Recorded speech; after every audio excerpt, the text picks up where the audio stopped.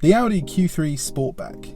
It's the guy that wants to make everyone happy, but as we all know, you can't really do that. Or can you? Well, today I'm going to put this people pleaser through its paces in the real world and see if this Audi Q3 can cut the mustard. My name's Tom and you're watching Paragon Cars. Let's go.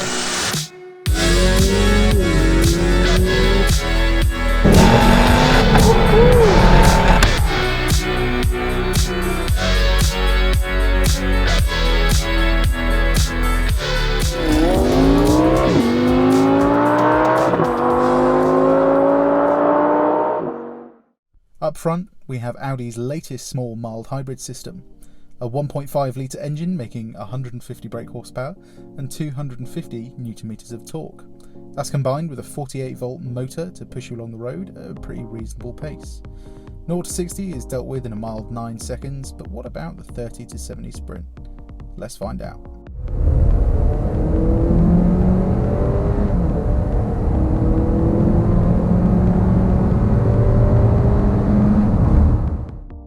As you can see, the fastest time we managed was just 9.65 seconds. Not a lot faster than the Polo then. I think a lot of that is due to the fact this is quite a heavy car for a 1.5 litre engine to push along the road. And I know it says this run is invalid. Sadly, I couldn't get a good connection to the satellite, but we do these runs on the same bit of road, and as you can see, the dials pretty much match up with what the draggy is saying. The interior, now more angular than ever, seamlessly integrates all things we've come to love in Audis over the past 5 years. From the upgraded plush leather to the visually stunning virtual cockpit, this Q3 certainly looks nice. But it's got the function to follow the form. The bassy B&O sound system never disappoints, nor does the storage. You've got massive door bins, cubby spaces that'll fit quite a lot actually, and in my personal opinion, the best cup holders in the game. My only pet peeve is the lack of sync button on the AC. Not the end of the world, but it should be there. Coming to the rear seats, they're comparable to an Audi A3. No surprise, as this car is actually built on the same platform. The major difference though is how high you sit up. It just means there's a little bit more room for your legs to move around in. Then headroom, although this is a sportback, it's no issue for me at 5'11". People over 6'2" will struggle a little bit though. Then the boot magically has the same capacity as the regular Q3. At 410 litres, it's perfect for 99% of occasions, but for that 1% of the time when you need to carry a fridge or your Christmas tree, the seats do actually fold down to give you more than enough room. Right, let's get on the road and do some driving. The Audi Q3 Sportback then. We're going to do some driving around town on the motorway, and then we're going to do some twisty road driving. Initial impressions, well, this is the S-Line spec Q3, meaning it's got lowered, stiffened sport suspension. But to be honest, you really wouldn't notice it. Going over speed bumps, Audi always do a good job of getting the dampers just right on their S-Line models, and this car is no exception. It feels controlled and slightly stiff, yet still really compliant. In terms of parking, you don't get anything as standard on the Q3, no parking sensors, no reverse camera, but thankfully this car has both of those things. The reverse camera is used on pretty much all Audis, and it has little lines telling you where you're actually going and where you actually are. It makes parking in tight spaces like this really easy. The parking sensors are also really reliable. They never seem to throw a wally. Sometimes when it's raining, parking sensors can suddenly make you think like you're about to hit something when you're actually not. Another thing this Q3 has is really fast steering. It's actually exactly the same steering rack that you'd get in an Audi S3, except the turning circle is slightly better. So it means doing those quick, precise movements is really easy. Coming out of junctions just in comfort mode, the dual clutch gearbox responds as you'd expect. It's plenty quick enough. Okay, I'm going to reset the trip computer now and we can see what kind of MPG we get round town on the motorway and then on some twisty roads. As I mentioned in the intro, this Audi Q3 is equipped with something called a mild hybrid system, which is basically just a 48 volt battery that will help you start the car and will allow you to coast with the engine off. And just look how fast it starts the engine. It is instant, much better than older start-stop systems. Going around roundabouts just in comfort mode, it feels pretty much the same as any other Audi. Really compliant, controlled, very relaxing, light steering, feels completely unflappable. And that's what you want from a daily driver. It gives you a lot of confidence when you're not pushing it hard. But what's it like in dynamic? Well, we're in dynamic now. I put the gearbox in manual.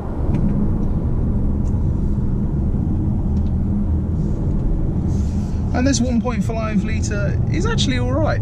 This car's actually only front wheel drive, so it doesn't have Audi's well-renowned Quattro system. But because it doesn't have that much power, you really wouldn't notice, to be honest. And this car gets up to 70 miles an hour, plenty quick enough. Right, let's now go into efficiency and see what kind of MPG we can get on the motorway. Right, let's go through the other features of this car then. So in terms of things like road noise and wind noise, of course, being an Audi, you can expect it to excel in those areas. And this Q3 really does that well. It pretty much completely isolates you from the road.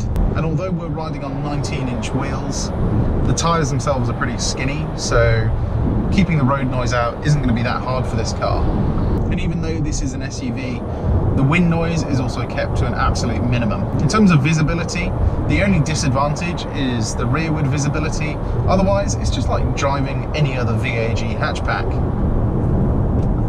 Changing lanes is really easy. This car's also got blind spot monitor, so there's a little light that'll actually light up yellow in the wing mirror to tell you that there's a car in your blind spot. And in terms of overall comfort, these seats, I have to say, are some of the best I've ever sat in. Audi always do seats really well, but these just have a little bit more support than ones I'm used to. And it just means over a long journey, your back doesn't feel achy whatsoever. As always, you can adjust the pitch of the base of the seat. There's a little extendable thigh support, and there's lumbar support as well. This car also has lane assist and cruise control, meaning once you're on the motorway, you pretty much don't really have to do anything. It also has something called Audi Presense, so if you get too close to the car in front, it'll let you know, and then if you keep getting closer, it'll slam on the brakes for you. And I know some people don't like these systems, but I have to say it has saved so many people on numerous occasions. As we know, the suspension is good round town, and I have to say it's just as good, if not better, on the motorway. It irons out every single bump from underneath you. And for what is a small SUV, that's really impressive. One thing this mild hybrid system will do is actually cut the engine when you're coasting downhill. And that can actually save quite a lot of fuel. You can see we're already averaging just over 42 miles to the gallon. And we're going to do a couple more miles on the motorway to see what the final figure is. But before that, let's go through the rest of the specs. As you might have noticed, this car's got heated seats. You get 3 settings. One is burn your ass off, the next one is the right one. The one lower down doesn't really do anything. You've then got something that you do actually need on this car, and that is the panoramic roof. It really does bring quite a lot of light into a cabin that would otherwise be quite dark. And for people in the back, it really is essential at stopping them from feeling ill. And this, folks, is why you don't drive on the M25. Okay, we're coming off the motorway now after a very long wait. We still managed 45.2 mpg. A lot of that is thanks to the mild hybrid system. As you can see now, it's actually turned the engine off because we're coasting. And there is no doubt in my mind that you'd easily get above 50 mpg on a longer run. And for a petrol car, that is pretty impressive.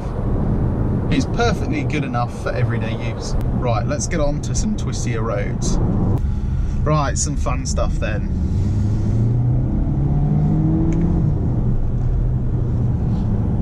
Now, whilst this might not be a sporty car, Audi always seem to make cars feel sporty. The suspension feels good. The steering is actually really good, mainly because it's as fast as an Audi S3. The car feels nimble even though it's high up. And because the dual clutch is so snappy, it makes it feel quite racy.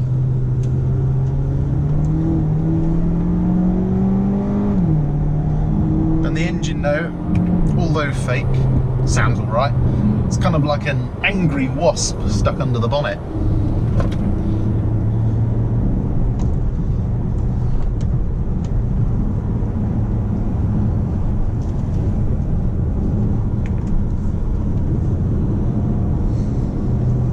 The only thing I'm not so sure about is the fact the engine feels like it runs out of puff above about 5,000 RPM. But I can see why they've done that. For everyday use, this car has loads of low down torque that makes it feel like it's got a lot more power than it actually does. And I think that's actually quite a good judgment. I would like it to feel just a little bit more eager to get moving higher up in the rev range. One thing's for sure though, front wheel drive is not a problem for this car. Even going round roundabouts quickly, it feels perfectly fast enough. So what's the final verdict then? Well, I think if you're a young family and you want something that pretty much does it all, it's got the space, the luxury, the coupe looks, and enough technology to keep you happy for hours on a long road trip. It might not be the master of one thing, but it does all the other things well enough that it's still a really viable purchase. So if you've ever been put off by something like this, thinking it's not practical enough, or it's not exciting enough, please don't be, because those assumptions are just unfounded. We're on our way back to the dealership now, so as always, if you like the video, give it a like, and why not subscribe to our channel? Not only can you see more videos like this, you'll also be able to see all the stock we have for sale, including this car, and many more. But anyway, my name's Tom, and you guys have been watching Paragon Cars. I'll see you on the next one. Goodbye.